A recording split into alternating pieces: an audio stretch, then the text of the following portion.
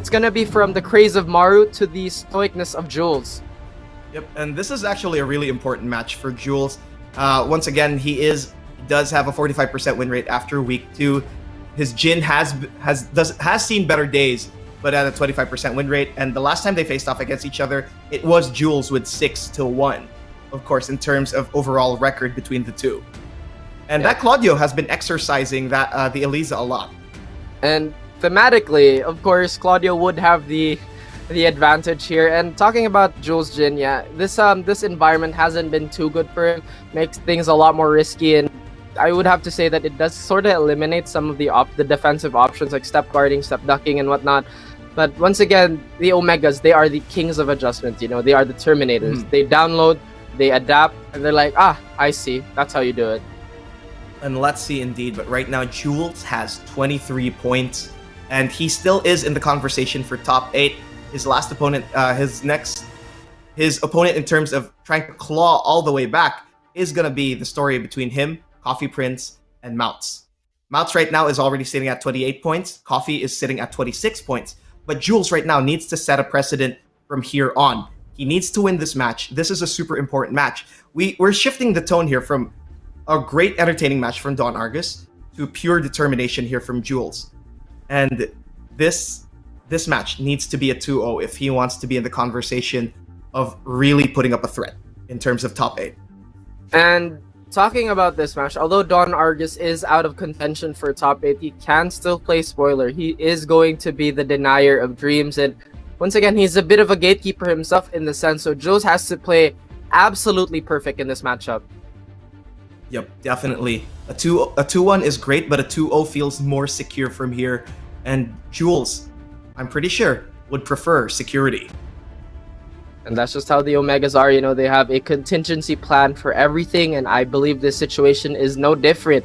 And talking about Jules, he'll always go for reliability. He'll always go for the most optimal things without compromising execution or any combo drop in that situation. Oh, definitely. Jules has been that kind of player. He is on point with his whiff punishes. He is on point with his punishes in general. And aside from that, he is a compact player. But is it time for him to go to the dark side once again? Is it time to pull out the Leroy? Or is he going to stick with the Claudio, which did pay off against Don Argus the last time? You fool, you've doomed us all. I wasn't going to mention that, but now that's on the table, it's definitely going to be in the arsenal of Jules. The way he played Leroy, again, he's very dedicated to the data. He's very loyal to that. And if he challenges a minus, it's going to be off the hardest read on the planet. Yep, definitely. And when it comes to Jules, he reads a lot of books and he reads a lot of players. And really, aside from that, are we going to think about the character pool? Is he going to stick with the Jin? Is he going to go with the Bob? Is he going to go with the Claudio? He also has a Marduk in his arsenal. And all of those versus Eliza. Which one is the most optimal, do you think, Raph? Against Eliza, a great way to basically remedy this is a little general for all the 2D characters. You just kind of want them to stop building meter, but Eliza has the luxury of building it up the fastest. So I think if Jules wants to go toe-to-toe with Don Argus type damage, he might want to go and consider picking not the Eddie Gordo, the Marduk. The Marduk, of course, him, big counter hit damage. The DF1 has absolute godlike range. Back 3 is something you cannot sleep on as well. His stances, his stance mix-ups will lead to a million damage as well. And Marduk is one of those characters where, he's in the red and you're full health. Marduk has the life lead. Yep. He got that big damage. And also he's a big character. He can easily try to swat away Eliza from the air. He watches the skies. He can watch the ground. Vale Tudo's stance is already such a big threat in general. And if you put Rage Drive into consideration, and it just becomes a completely different story. But once again, this is a new and improved Don Argus. And by new and improved, we mean the limiters are off, the weights are gone. So can he play spoiler versus Jules here? I would say, though, that since we've seen the Leroy from Jules, it wouldn't be out of the question for him to bring out the Fakum Ram. Oh yeah, definitely. The Fakum Ram is another one. Long limbs, great ways to go for the anti-air, and can fight against aggression with his own. And Fakumram is a big scary man.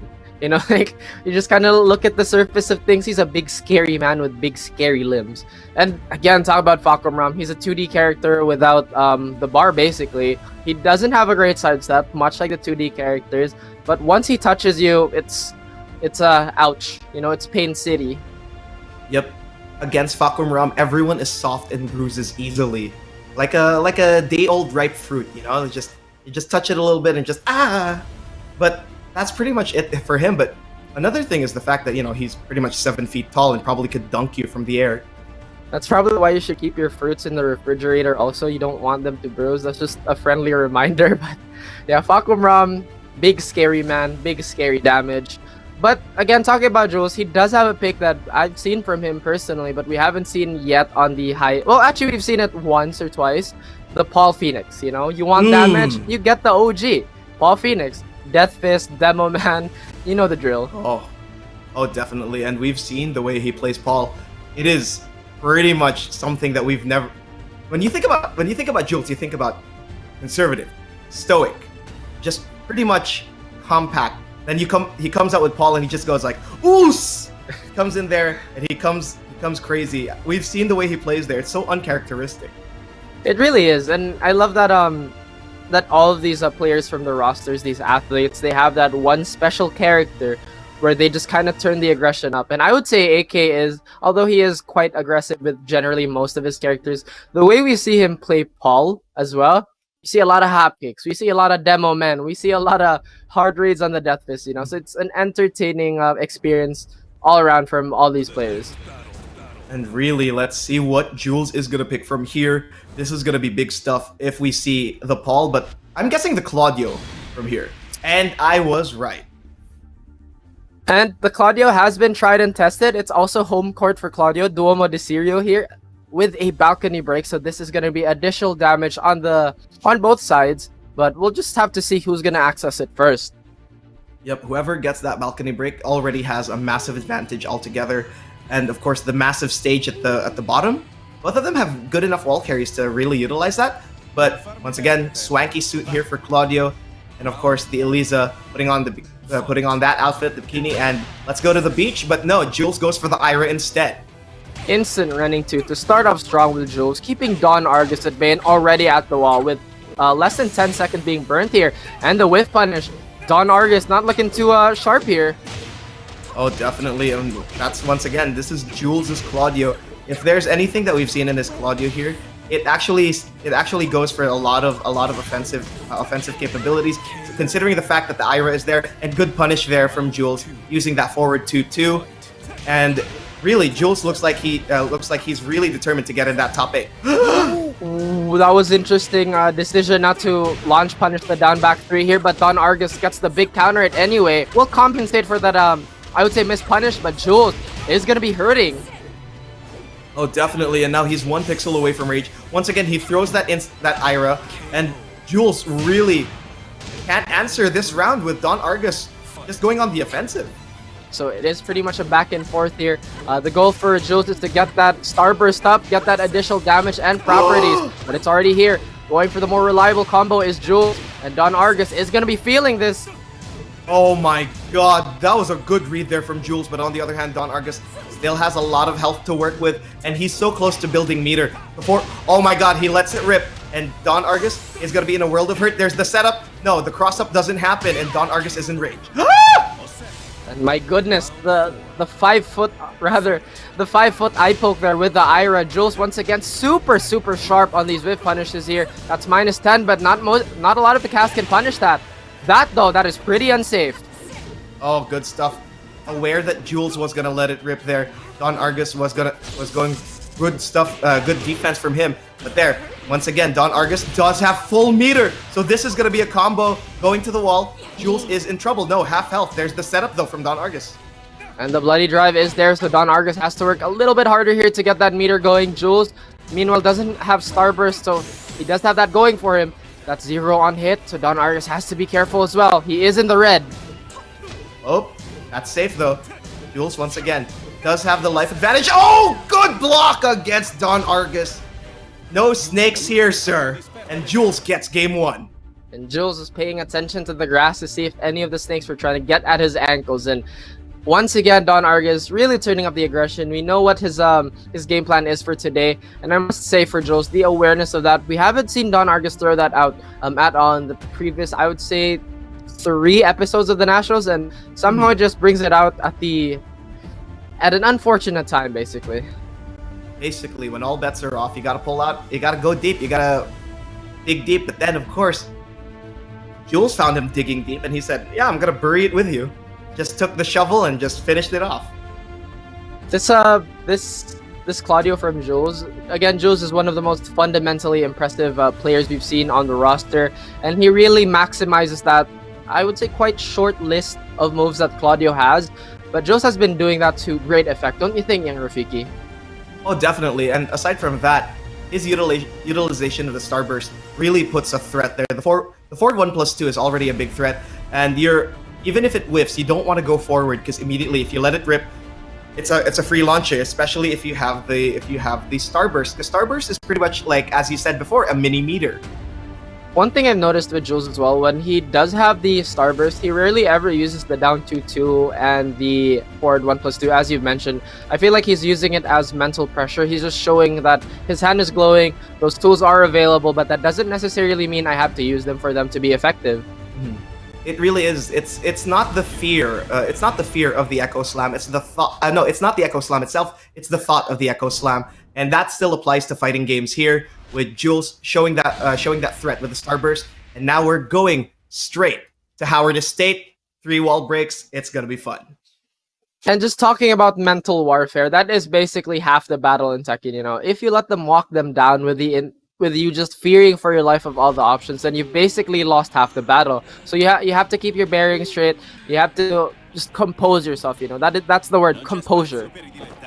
Yep, pretty much. And now let's see if Jules and Claudio's gigantic shoulders are gonna stop Don Argus in his tracks. Is considering the fact he has the momentum in favor of himself, but Don Argus spacing himself out, trying to play a little bit more conservatively. The jump backs are there. He's probably fishing for that jump back dive kick. Exactly, and as you mentioned, Jules is great when playing ahead. Don Argus as well. But Don Argus doesn't really care about the life lead here. He wants to play aggressive 24/7, and that's the tempo. Bit of a missed punish there, trying to go for the +12 on him, but doesn't really work out for Don Argus. Yep, definitely. But now, once again, there it is, the setup. And good sidestep here from Jules. So far, it's only the Omegas that I've seen that would sidestep that Don Argus unblockable setup. And right now, good stuff here from Jules once again, but Don Argus does have rage, and it was just a little off axis to get the full string. And Jules waking up with a boot to the face is like, surprise! He rarely does that, but when he does, it's off the hardest of reads. Yep, definitely. And there, speaking of hard reads, hard read from the duck there by Don Argus, and now Jules is in trouble. The setup from the dive kick, and Jules really has to be careful, because Don Argus is putting his name in here.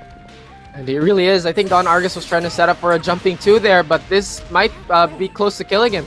Jules has a slither of health. We know him as a comeback machine. Can he make it right now? Don Argus, though, he is pressuring like a madman. That mid is going to finish it off. Oh, definitely. And now, once again, 1 round apiece from both of them, and Jules really trying to stop these movement, the sidestep. That back 1 is such a useful tool here for Claudio. And once again, another back 1. Is he going to throw another one?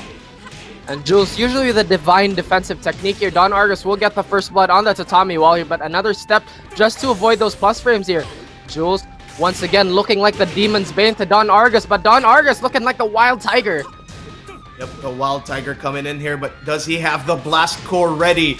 But Jules, yeah, he does have Rage, so we might see it, but Jules is a pixel away, and there instead we see the Superman punch from Jules. That Iris, just nasty. Exactly, and that Ira from Jules is instantaneous, so it's like a flash fire. Jules, though, getting taken to the wall here. Don Argus still really laying on the pressure. That blood meter, that red popsicle is about to fill up, but it's not stopping whatsoever. Yep, and now the blue stuff is ready here for Jules. But once again, are we going to see the unblockable setup? No, Jules actually ducks the small jab from Don Argus, and now he gets to utilize Starburst. But so far, it didn't really pay off. Oh, and that hop kick would have landed if it wasn't off axis, but Jules still staying alive. The down 2-2. Oh my goodness, a big drop by Jules here. He went for the Oki, but Jules still in the red. Oh, and the slide by Don Argus keeps him alive in this set. That was just unfortunate there. And now Don Argus really putting up the no breaks whatsoever, cutting everything off. And now Jules is at half health. Jules really needs to put himself into the board here. This is really dangerous. He needs every point possible. But Don Argus says, no siree, I want to play a little bit of spoiler today. And that's 1-1 for Don Argus. I feel like that's, well, as you mentioned, security is the name of the game for the Omegas right now because all these points, there's just so much left on the table here. But Don Argus like, you know what? If I can't get into the top 8, nobody can. That's basically the mentality driving this man and the sheer aggression of this Eliza. Yep, that is pure unadulterated aggression. And once again, that is the Don Argus way, if you've noticed. And really, he called it a wake-up call. He called it something that he realized a little bit late, as he said, but it is something that he realized. Just go at it. Just go. Foam at the mouth. Just really don't let them breathe. Smother them as much as possible. And that's what we're seeing right now. It's just a constant crossface against anyone. Let me just clarify for the viewers at home. Foam at the mouth, figuratively, you know, because rabies is a very dangerous thing. And yeah, I would have to say that Don Argus has been looking super impressive in these last two episodes of the Nationals. In these last two sets, alone as well. And he's been really looking like the Crippler with the aggression, the high flying, and all of that. Definitely. And there it is, guys. Are we going to see the next match? It's going to be in Mishima Dojo, a really honest stage. Not going with Geometric Plane nor Arena. This time going with the Mishima Dojo for Claudio, considering the fact that Claudio's combos actually benefit from the size of Mishima Dojo, basically. The one thing to note of, though, in the last set, there was one hop kick that would have landed if the axis didn't screw up for Joe's there. That could have been I would say that would have been a tilting moment, but knowing these athletes, the composure they contain, and just basically the sheer amount of willpower to not tilt, they just kind of move on and soldier on. Yep, and look at it. Jules still is crisp with that movement despite that tilting moment. And he's still going with the sidestep. He's still trying to go for the spacing. And Don Argus really trying to press the issue. He's really pushing forward. And there it is, the jump back dive kick. It's really dangerous. And Jules, once again, as you mentioned, the crisp movement and the awareness of the defensive options does duck that. But right now, the Ira is nearly up, pinning Don Argus to the wall here. Another one just to make sure, but Don Argus crushed under that. That is -14 on the EX dive kick. And Jules just capitalizing on these frames, young Rafiki. Yep, definitely. But there it is. Don Argus, it wasn't his turn, but he was immediately going to go for the low sweep. And Jules is in rage. He does have rage drive. Is he going to pull the trigger here? Yes, he does, but it doesn't matter because Don Argus goes for the wake-up mid-kick. If he was Godzilla trying to go for that read, he would have had a stroke and died. And unfortunately, that's what happened to Jules here. Don Argus takes the first round on the board in this set. And it's really good stuff, though, from Don Argus. It's just a lot of awareness and a lot of crazy, trying to overload the machine that is Jules. And so far, as much as the Ira has been stopping the jump-ins from Don Argus, aside from that, Don Argus has been getting a lot of mileage from his meter. And mileage is the key word for the meter here. You want to be as efficient, as those things do not come easily, no matter what 2D character you're playing. And Don Argus, my goodness, that was such a ballsy jab there to stop Jules, but the hop kick were the greatest of ease.